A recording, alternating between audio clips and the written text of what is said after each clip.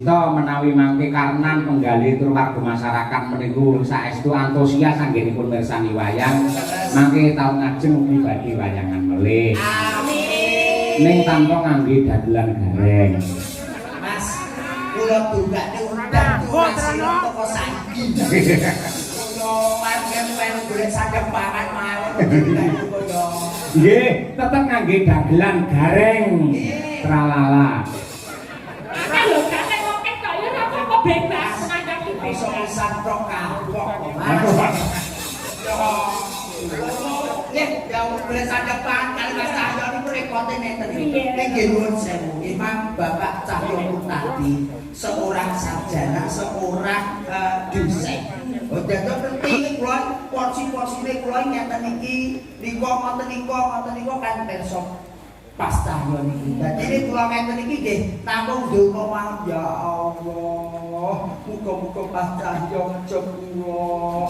Ya Allah. Muga-muga Mas Cahyo ngejog kula. Kula nggih ngoten terus. Sampe lek ndonga ngoten malah salah. Lah kok pripun lho? Mugi-mugi wonten piyayi nanggap Mas Cahyo lajeng ngejak kula. Ngoten. Ya Allah, mugi-mugi wonten priyayi ngejog Mas Cahyo ngejak kula. Nggih, niku dereng karuan lek dadi lho Mas. Lah terus Mugi-mugi ngejog kula ning nggih mboten batal. Lek batal merongos lho sampe. mugi-mugi ngejog kula boten batal. Nggih, mboten badhe batal, tetep berlangsung wayangan dengan sukses lan ugi mugi-mugi lunas. Lewat dibayar merongos nah sampe. Kok ora welas iki. Kaya ning boten Mas, sportivitas dulur-dulur Ponorogo. Nggih. Nanggap yor ora tau tegese muni ning buri, ora tau bundel, kabeh barang sing halal, barang sing becik dipangan yo enak, diombe yo ora ngerti. Nggih, niku nggih. Napa melih sewateng beliau Pak Mujito. Pak Mujito tenan kok awake dhewe. Ora kapiran, mangan lumintu. Cara awake dhewe wis dadi seniman, paling apa wi tugase ya menghibur, Hibur masyarakat, dulur-dulur masyarakat.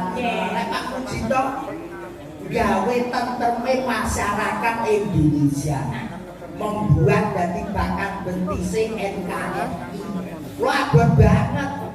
Abot banget gaweane niku abot banget. Siap sedia Abot tenanan kula lek iki wis dipeki rezeki, iki syukuran bumi iki kanthi meriah. ya. Sing rawuh ya akeh. Akeh banget lek sore mau penonton, lek wayah gara-gara kesehatan niki sedaya menika penanggap. Amin. Nanggap wayang klasik tanpa gareng. Mas, iki liyane banyolan kuyup. Boten, kali jenengan wong kula niku milih utawi nderekaken piyayi ingkang kepareng Bali Mas Gareng. Leres. Lah niki wonten pernae yang disawang niku kaya adik Mbak Elisa.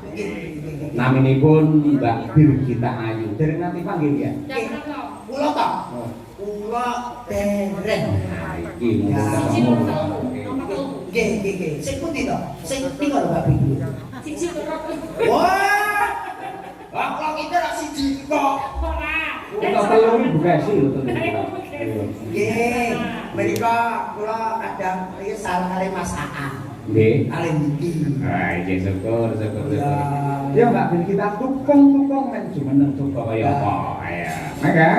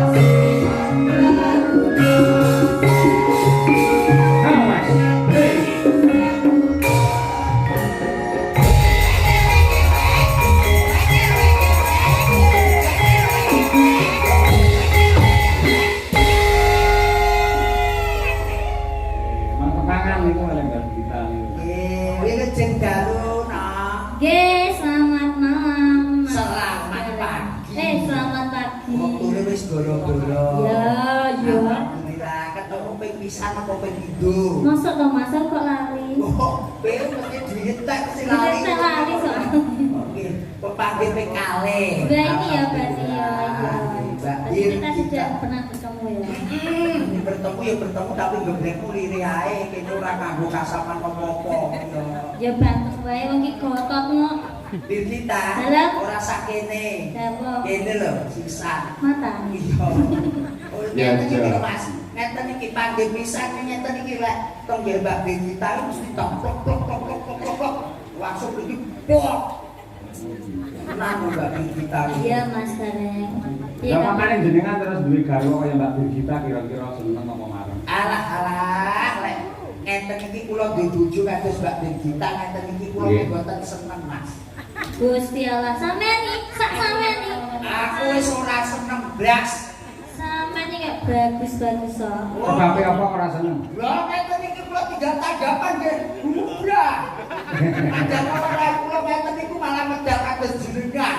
Iya. Oh ya Mbak Dirgita, menika turun para kadang dulur-dulur sedaya ingkang kasemuman menika remen sangat mbok bilih panjenengan pemegah. Oke. Nggih. Mbok bilih atur pamulutan Pak Dalang. Wonten ingkang ngersakaken Mbak Lisa wonten mboten kesian. Mboten niki wau, cuman nanti kalau Mas Gareng juga bisa nyanyi loh ini. Oh, Mas siap. Gareng. Nanti kalau duet Mas Gareng. Buat duet. Jadi iki dramane ceritane jenengan niku Kyai Kakung duwe garwa loro Mbak Elisa karo Mbak Dirgita. Lah kok ora satu pas iki iki. Lah umpama Ora satu bapakne wong aku wong isih bayang gawe wis tumpet lho Mas. urung dicoba kok wis mumet iki. Boten boten kesane nunggak tambah mawon Oh, nggih. iya. Bingung nggih. Ah iya. Kok jajan Mas ngeten iki lho. Lho paling ora janune paling ora ngeten iki Fortuner Mas. Wong aku lagi ae sing kredit. Kene sampean wis tengah Tangan no Mas. Lintang asmara. Nah, iki lho. Aku tak sing kene nganggo lho. Sampean iki ning tengah ae tak piting lho. Ya. Kakene lho. Wah, ditekan Mas Sanjo ngeten iki. Halah. Wah, boten dipripun lho mriki nggih kados ngeten iki. Emas 24 karat. 24 karat. Jenengan 24 karat. 24 karat. 24 karat. Sidang. sampeyan jenenge lho. Gogol iki lho gawan kuwi iki apa gogol. Oke lah, gua kan digawe, tapi digawe panci lho. Lho bonto iki. Iya. Panti keprokne sampeyan kuwi malah. Lah apa-apa nek tangge model TikTok kok. Waduh. Panci mawar hidup. Nah iya. Monggo dipun aturaken Lintang Asmara. Nggih, coba. Trio. Tenang aku juga dari diri amang-amang nyawa. Aku kebingungan ning omah iki dene keruwian. Lah gitu. Jane dagelan iki ngono, wis disyukuri aja. Ya disyukuri dua syukur bisa lho. Malah itu stop. Monggo Mas. Monggo. Maka Lintang Asmara. Dados.